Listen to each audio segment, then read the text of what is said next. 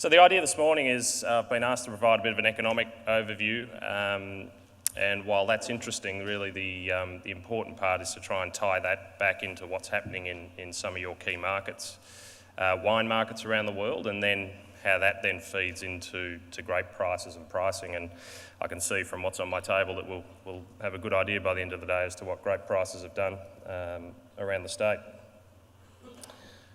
So here we go. Good place to start is, it looks like that's all gone a bit skew, unfortunately. But that's okay, I'll talk you through it. So basically, a good place to start is the very high level economic backdrop. So what we've done here is split out the key economic blocks across the global economy and give you a bit of an idea as to how things are trending. And you might have seen last week the IMF came out again and downgraded global economic growth, and that's basically been the picture for a number of years now. There haven't been too many upgrades and there's been lots of downgrades. So we know the situation in the euro area. I'm not going to talk about Greece. It's not particularly relevant to this audience, although it is very interesting. But obviously that's having an effect in the euro area, and that economy we know has its share of difficulties. Japan, a similar situation. The government's trying hard really to float the economy out of their predicament, but obviously there's a lot of structural issues which they're dealing with as well. So I think in your handouts actually these charts might be a little bit clearer if you want to refer to those. The big issues here are really in the US and the trajectory of the economic recovery there, which again, one of the key reasons for the downgrade by the IMF just recently was centred around the US, and that recovery continues to be set back. So it's on track, but going at a slower pace than what we've expected. The other one's obviously China, and that's been in the news a lot. That economy continues to slow, and we're also seeing various other challenges with regards to asset bubbles and equity bubbles, and I'm happy to take questions about that later on. And the thing that's particularly worrying about that is how that feeds back into the real economy. The other thing too is the Asian region and developing economies more generally, that I think for a long time we've thought, particularly in the Asian region, that they might be a little bit ring-fenced from what's happening in more developed economies around the world. But what we're finding is that the global weakness and the weakness in developed economies is starting to feed obviously into China and then into the broader region. So if you look on the right-hand slide where we look at import demand. I've got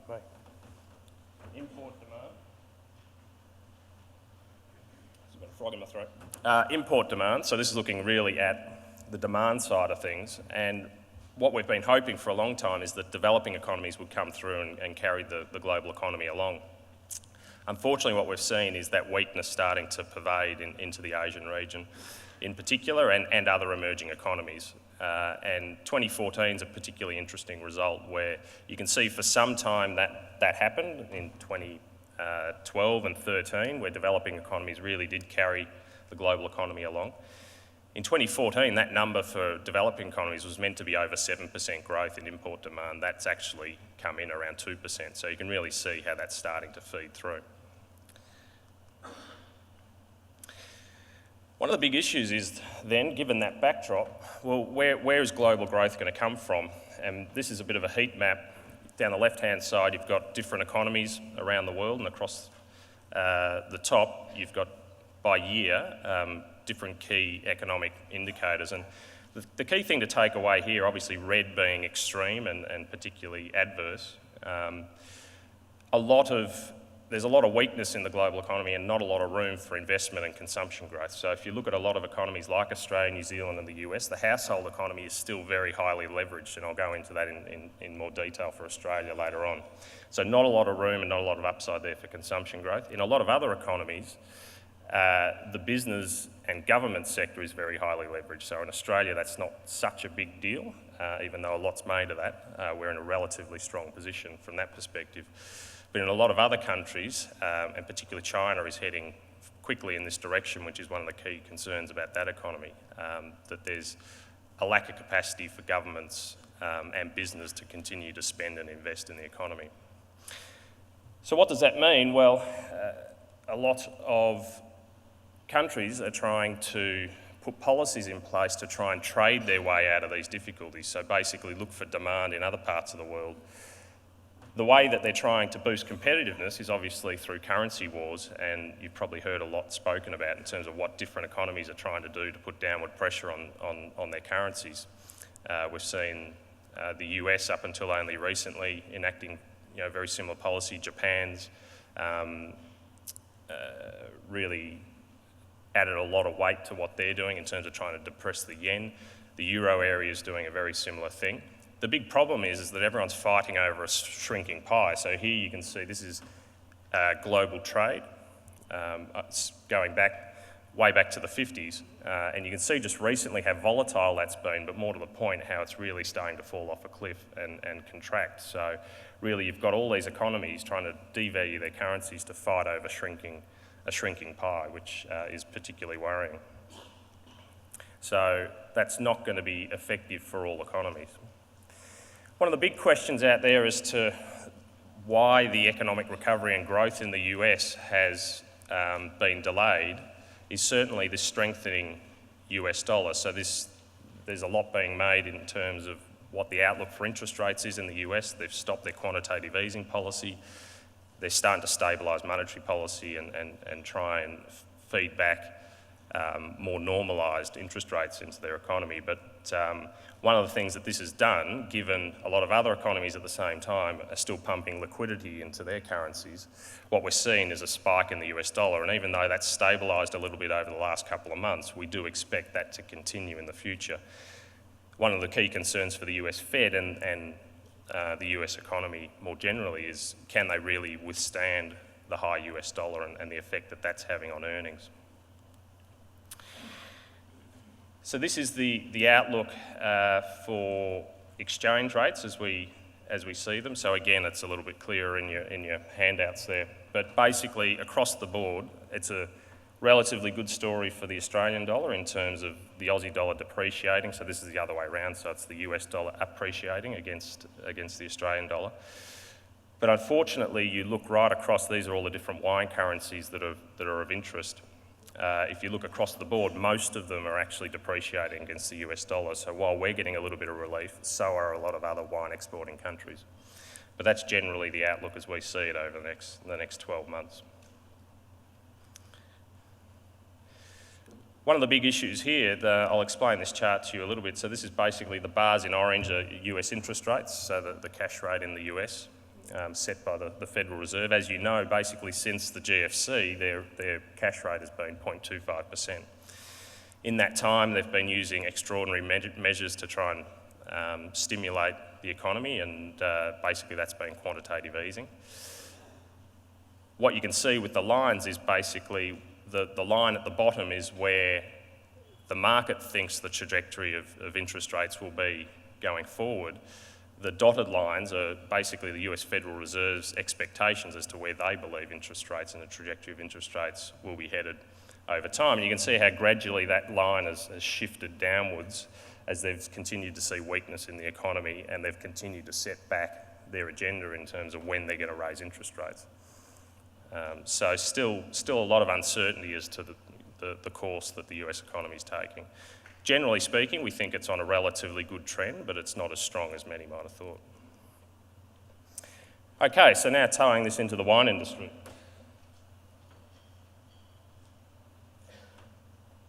What you can see here is this is still bottled wine imports into the US in the 2014 year versus the 2013 year. What we are seeing in the US is that even though we've seen a relatively lacklustre economic recovery, one of the really positive things is that the US market has remained a really important and strong growth engine for global wine demand throughout that period. So I think that's really encouraging, given that if we do see that economic recovery continue, that we should continue to see good solid growth in wine demand in a very important market.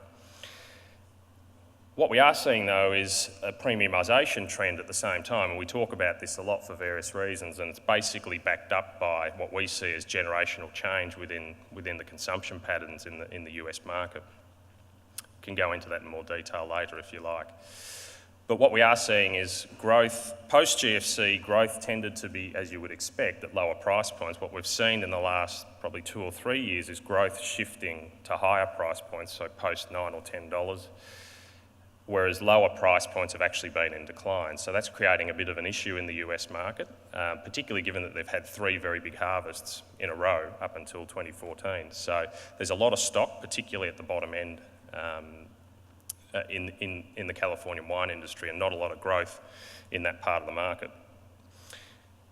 So one point I'll make is, if we're seeing premiumisation and growth at higher price points in the US market, one of the real concerns, as we see it, and I'm sure a lot of people would share the view in this room, is that you can see where Australia's positioned on that chart. It's sitting, so basically you've got average import price along the left-hand axis, and you've got year-on-year growth along the bottom axis.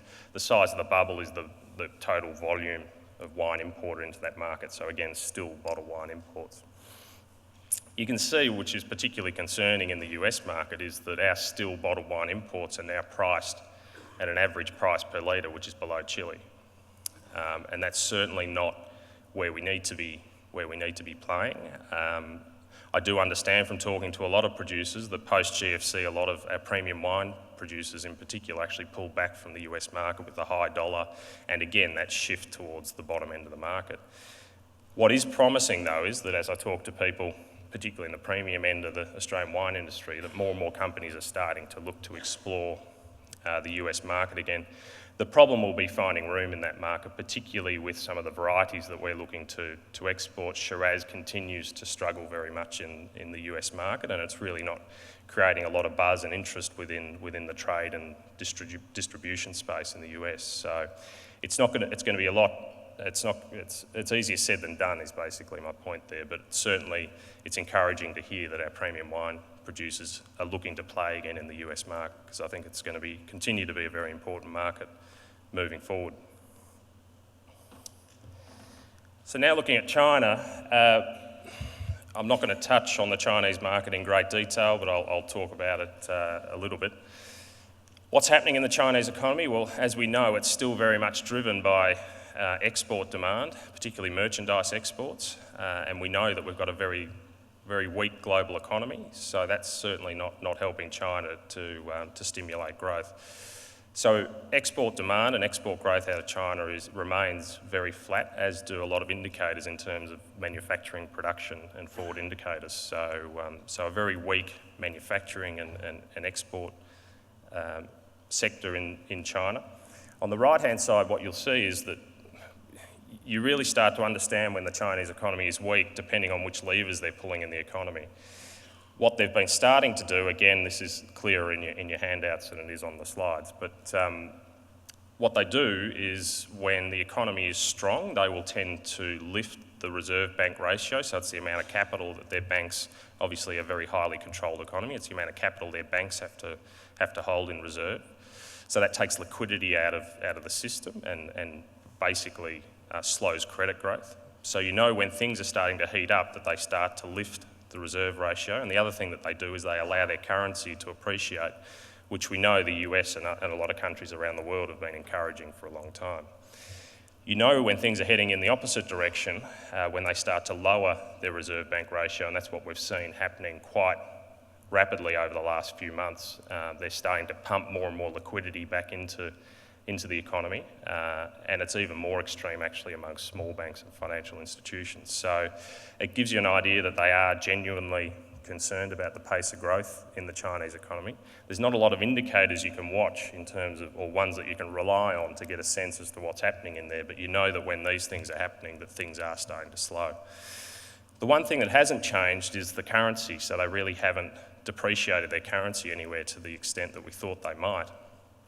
The conspiracy theory there is that they're trying to gain accreditation as a reserve currency around the world. So apparently that decision is due out around October, November. And the expectation then is that if they do receive that, that they will start to depreciate their currency again. So that's one thing to keep an eye out for moving forward. As we know, it's pegged against the US dollar.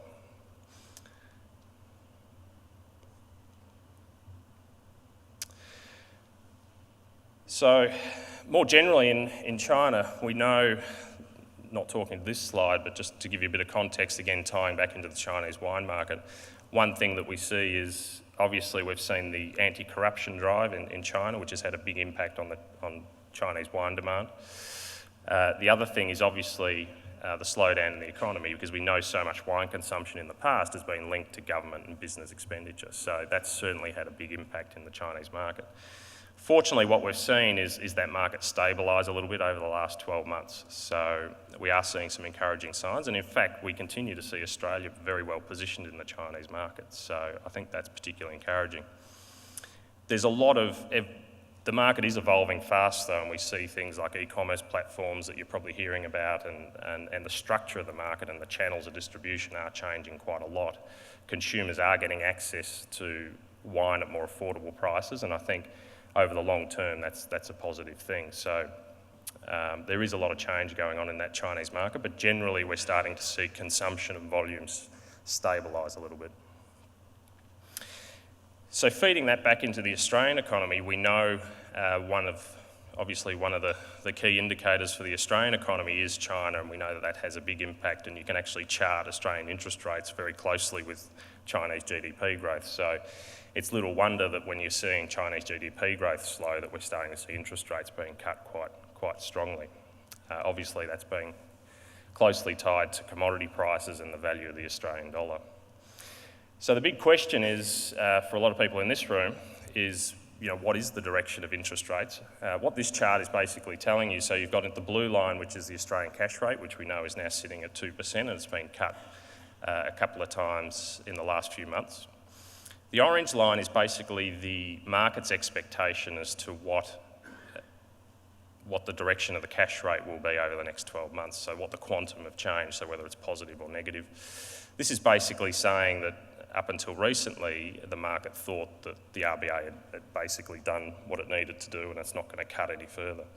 Our view is that there's probably still a little bit of room here for the RBA to cut, so hence that should be good news for the Australian dollar, and in fact that's one of the reasons why we think, both from the standpoint of supporting growth in the economy, but certainly one of the key aspects of that is trying to put downward pressure on the Australian dollar. As I said earlier on, a lot of economies and central banks around the world are manipulating their currencies downwards, and certainly Australia, we think, probably has to do more in that respect.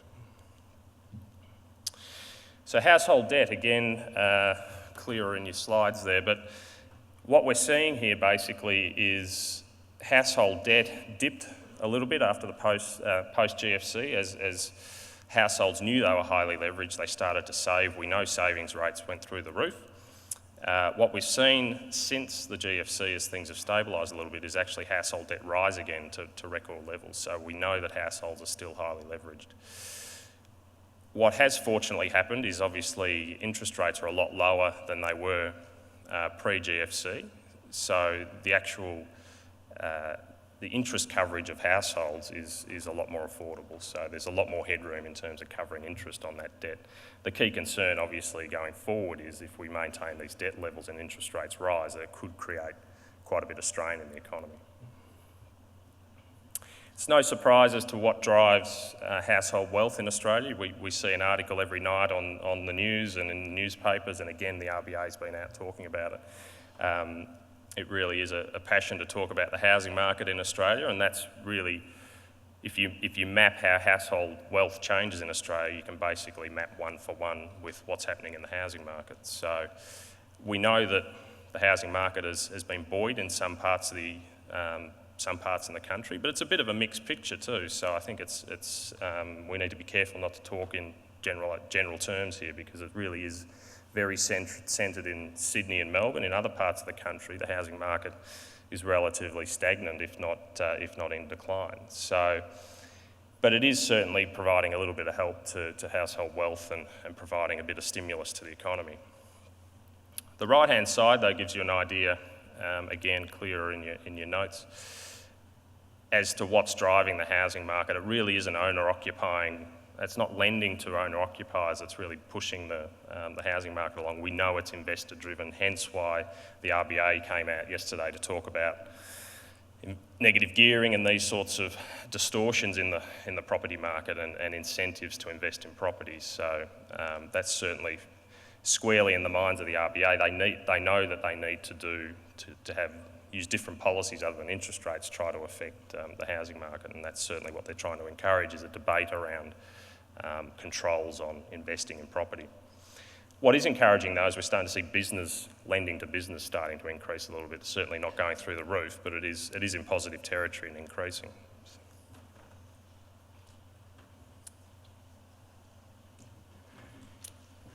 So tying this back into household spending in Australia, what we have seen is a jump in spending by households, particularly in the retail space. This is looking at retail sales, which is, as we know, only a component of total household spending. But we have seen an uplift in that, and we certainly think that that's been related to the property market in a lot of different ways. So households feeling a little bit more wealthy and lifting their consumption, and probably a little bit of pent-up demand there as well.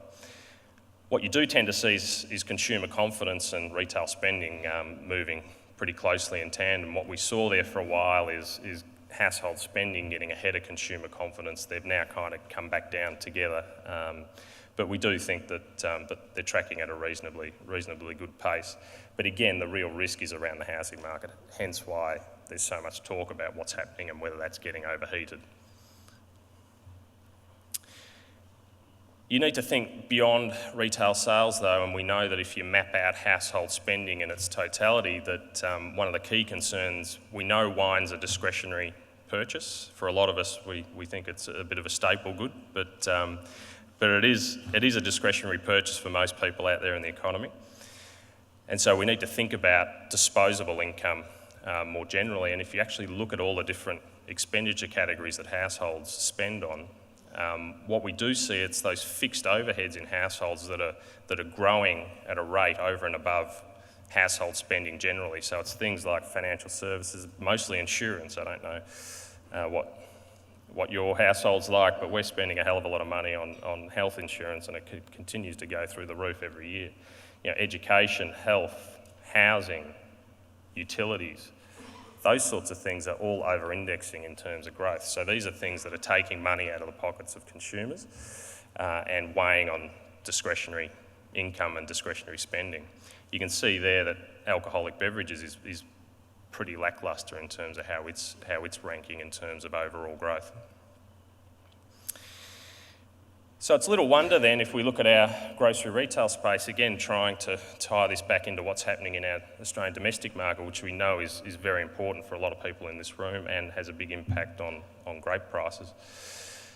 It's little wonder then that an Aldi, a hard discounter, has come into the Australian market and had a lot of success. First of all, consumers are looking for value more and more, and second of all, we know our retailers have profit margins which are far over and above anywhere else in the world. So if there was ever fertile ground for a hard discounter to come into the Australian grocery market, it's here in Australia, and certainly Aldi has proven that. And you can see just there how Aldi has grown its market share since it's been in Australia, and we certainly expect, for various reasons, that their market share could even go as high as doubling over the next 10 years. One of the reasons we say that, obviously we're sitting here in South Australia and Aldi's just starting to move west, and they're coming into South Australia and then Western Australia. They're even still filling out geographical areas, so the store rollout in the eastern states. So there's growth just in terms of store space and geographical reach. There's also growth, this is data from the UK, basically showing the shopper demographics of Aldi and Lidl against other major retailers in the UK, benchmarked against what the UK shopper demographic is in general. What you can see over time is that these hard discounters actually move to the mainstream. We know that when they first come into a market, they tend to appeal to lower socioeconomic groups. But over time, what we do see is them shifting to the mainstream as they tweak their offer a little bit, and shoppers more generally become more familiar with what they do and the offer that they can, the value that they can provide. So we certainly expect this to happen as well, and we're starting to see it in Australia with shoppers, more mainstream shoppers, starting to spread their shop around to Aldi as well as other retailers as well. So this is what's particularly concerning for the big retailers at the moment. This is why they're as much worried about Aldi as they are about each other.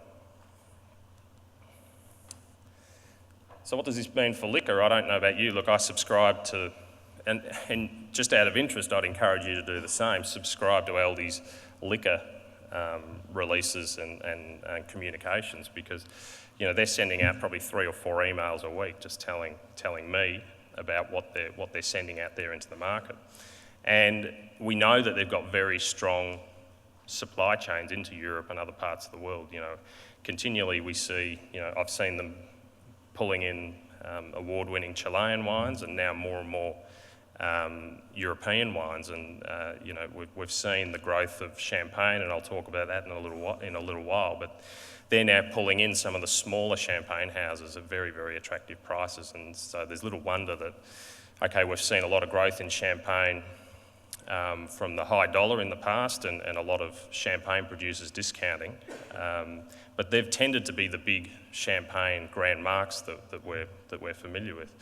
What we're likely to see now is another wave of champagne producers, and Aldi will only facilitate something like that. So as they move into the mainstream and they tweak their offer, one of the things that they under-index in is liquor typically. So they'll work harder on their liquor offering, they'll work harder on their fresh food offering to try and appeal more to mainstream shopper demographics, and this is certainly, you can see that they're making more of an effort here. This is the champagne story, and what it does is it actually talks to that theme of wine being a discretionary product, and there's probably no more discretionary purchase in wine than champagne in a lot of ways. And it also talks about the global economy and where we're actually seeing growth in wine demand. So it's an interesting study. So basically, over the last 5 years to 2014, if you look at the distribution of champagne sales out of France, so obviously France being their biggest market, but that's steadily been in decline over the last 5 years. Obviously not a great economic environment in France either. Within the EU, it's been a pretty mixed picture, but it's been generally trending down. They had a bit of a better year in 2014, but generally pretty flat. So basically, champagne producers have gone looking for growth elsewhere. So they've gone to Australia, they've gone to Japan, they've gone to the US looking for growth. You can see their biggest market, the UK, has shrunk quite considerably. So a lot of you probably wouldn't be aware that Australians are now the 6th largest consuming country of champagne outside of France, which, given our population, is pretty remarkable. And it's been growing at double digits for a number of years. So what we do know is there's a lot of wine producers in other parts of the world who are looking at Australia as a really fertile market, even though it is a relatively small market. We do know that they're coming looking for growth in other parts of the world, and certainly Australia is one of those.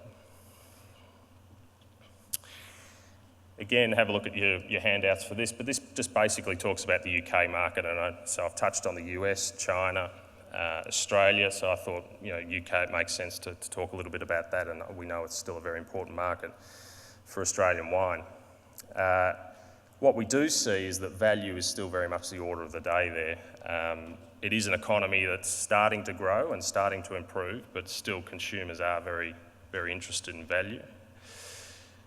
The Prosecco story and sparkling wine more generally in the UK is a very interesting story. Obviously there's a style change there which consumers have been very much attracted to, but basically post-GFC you see how big a market the UK was for champagne. What we've seen is consumers looking for value elsewhere. They've gone and explored Prosecco and they've really enjoyed what they've found. It's obviously at a much more attractive price point, but it's a fresh, light style which they certainly enjoy, and it's much more suited to sort of casual social gatherings and more regular consumption. So sparkling wine sales, and a lot of that is Prosecco, have actually gone through the roof in the UK. You can see what's happened with champagne. Champagne has really suffered as a consequence. They've had a slightly better year last year, as you would expect with the economy starting to grow a little bit. But certainly the UK market is still very value-minded. We do see some pockets of premiumisation in that market, but it's certainly nowhere near as strong as we see in a market like the US and Canada, and even other markets like Scandinavia. Again, not a very helpful slide, this one. But basically, what we've got there is still wine clearances in in the UK. So a pretty sorry picture. It's been negative for a long time. What you can't see there, and hopefully you can see in your slides, is real wage growth. So what we've actually seen, and what you would expect, again talking about this theme of discretionary spending, is that still wine clearances tend to move in correlation with real wage growth. So as we've seen a lot of pressure on wages and sluggish wage growth in the UK, we've seen a general decline in still wine consumption. What we have seen over the last 12 months or so, though, is an increase in real wage growth in the UK. So real wages are starting to increase. What we haven't seen is a rise in still wine clearances. So it kind of makes you wonder, well, is this relationship broken? But it's only when you actually overlay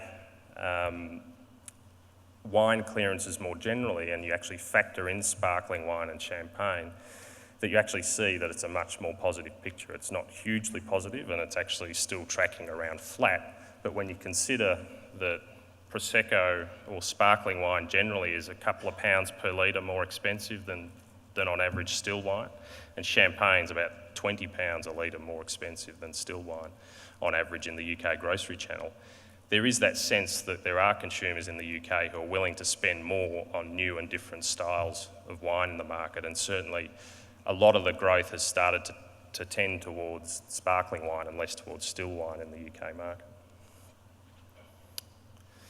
So, just to summarise a little bit, it's a pretty sluggish picture in terms of global economic growth.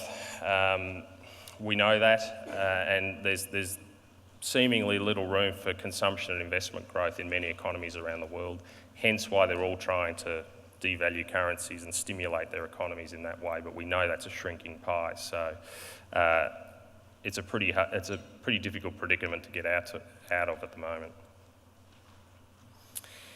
Global demand for mainstream wines is soft. When you think about what's happening with premiumisation in a lot of markets around the world, a lot of growth at lower price points tends to be declining or certainly flat.